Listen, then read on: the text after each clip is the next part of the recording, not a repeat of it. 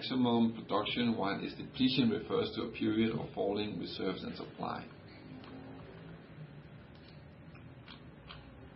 How soon is global peak oil production? Dr. Colin J. Campbell of the Association for the Study of Peak Oil estimates the global oil peak in the production occurred in 2008. The Guinness-Atkinson Fund estimates that global peak oil production year will occur between 2015 and 2020. Furthermore, we also suspect that soon the daily oil demand will outstrip daily oil production capacity. If so, this potentially creates an opportunity to profit from the ownership and exploitation of the world's dwindling hydrocarbon reserve. In view of this reality, we must then ask, what then are some of the weaknesses of our fossil fuel-based society, and how will the effects of peak oil impact these vulnerabilities? First off, let's look at the alternative energy as a way out of this problem. The only feasible alternative forms of energy are wind, solar, and hydropower. Nuclear power and biogas are not able to provide a sustainable solution, as we haven't found ways to dispose of nuclear waste, and the biogas demands too much land area to provide enough. And besides this, it removes much needed arable lands from food production. So then we have three viable sources of alternative energy. Maybe these are enough if we just build a lot of solar panels, windmills, and hydropower plants. Unfortunately, however, the reality is that it takes an enormous amount of energy to build enough of these devices to provide significant amounts of energy once the oil is depleted. In fact, to be able to create enough of these alternative solutions, we would have to divert an extremely large amount of current fossil fuels to their production. Furthermore, this has to be done now, otherwise it is too late. We would also need the world's population to cease air travel to holiday destinations across the globe, stop watching TV, stop driving for leisure, stop producing those gadgets we keep buying, cut down on military fuel consumption as well. Will it be easy or even possible to persuade mindless hordes of consumers to take these necessary measures? In addition to these civilian demands, and in these days in particular, no country will want to reduce its military capacity. Besides the above insolvable problem, there is an even more significant factor that few consider.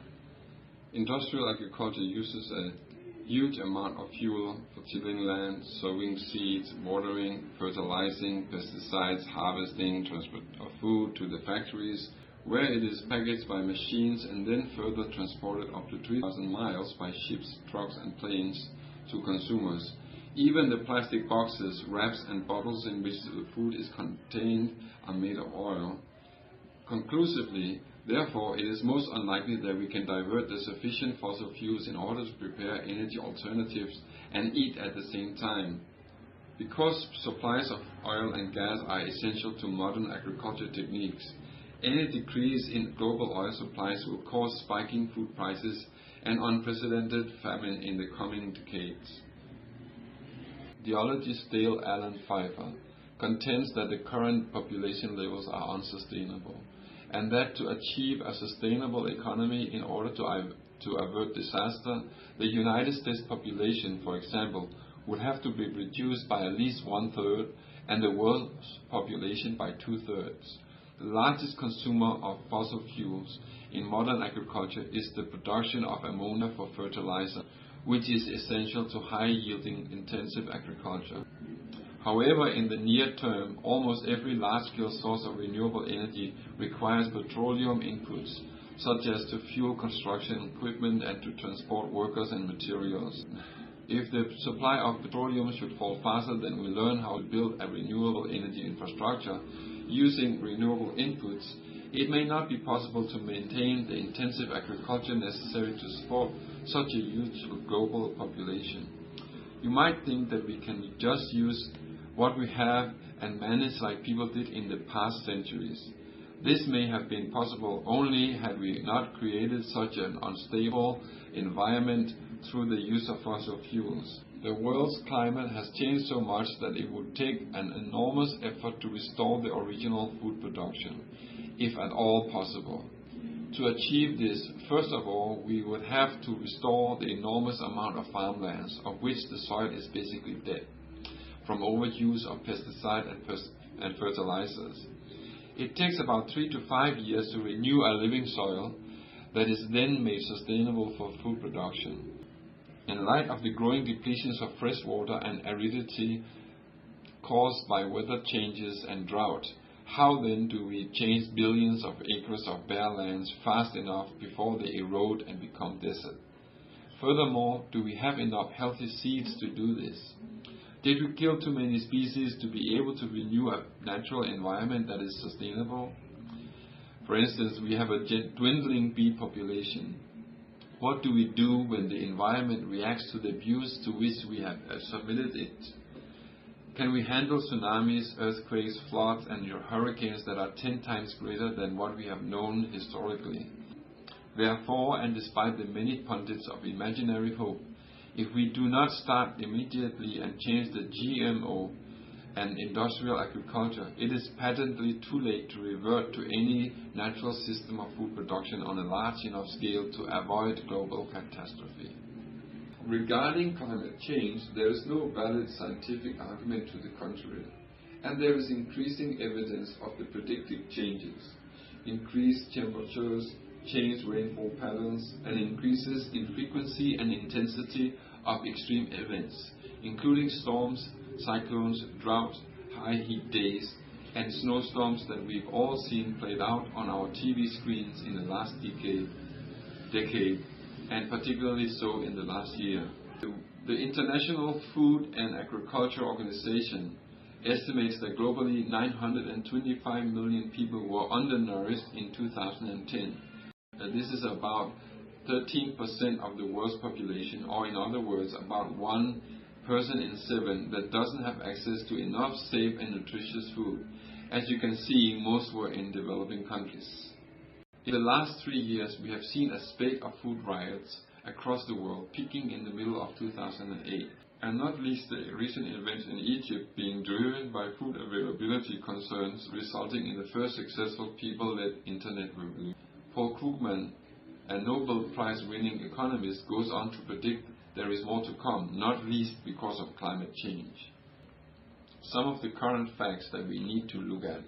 Every 5 seconds, a child under 10-year-old dies from starvation. 100,000 people die every day from starvation or hunger-related issues. 30 million people in Indonesia live without food security and are malnourished. Indonesia does not have a backup plan when the industrial farming fails. According to the FAO, the world food production can easily feed 12 billion people. So why is a child dying every 5 seconds? The answer is because of the murderous strategy of profit maximization by the global corporation hierarchies. And Nestle is the #1 company in the world and has damaged more within the past 10 years than any other corporation. Big companies like Nestle and Monsanto makes it difficult for small farmers to grow their own food. Many governments are being pushed to encourage farmers to use GMO and hybrid seeds that can only be grown once, and then the farmers have to buy seeds again, which makes them dependent on the seed suppliers, the same company, Monsanto, etc. If they try to save seeds from their own crops, they can be persecuted and put in jail by laws that protect the monopoly of GMO seeds. 52% of all the wealth produced in the world is controlled by only 500 global corporations. This is confirmed by the World Bank. Free trade means that the rich and powerful corporations are free to crush any competition without any repercussions. Every time you buy their products, you just make them richer and help them abuse the poor.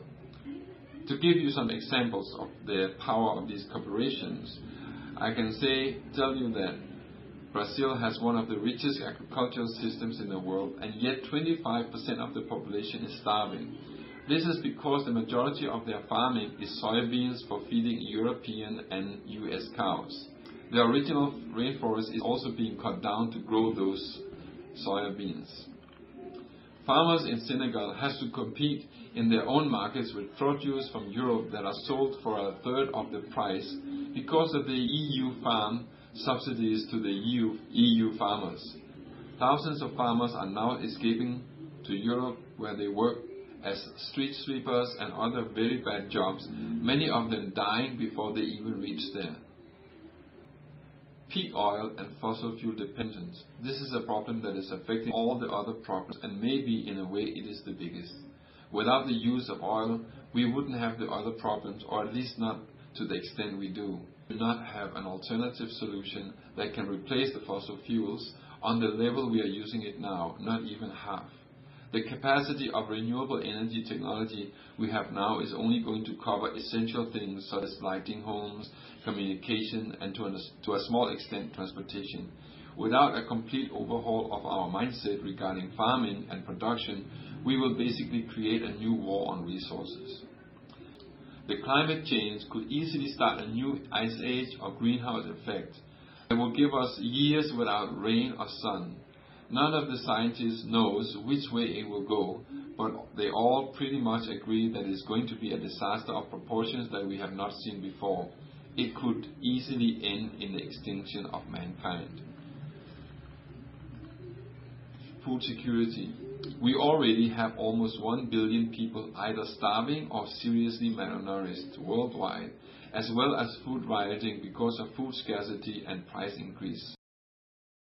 With the monopolies and new laws, we will see more of that, and the difference between rich and poor. The damage we have already seen from environmental destruction done to the ecosystems of the earth might be irreversible, and if we don't stop the path of destruction we are on, we will simply have no air to breathe, let alone water to drink or food to eat. What are we going to do to change these problems? We must act now. Are these problems just for someone else to solve? No. There are not enough people who are even willing to do something, so it is up to us to change this.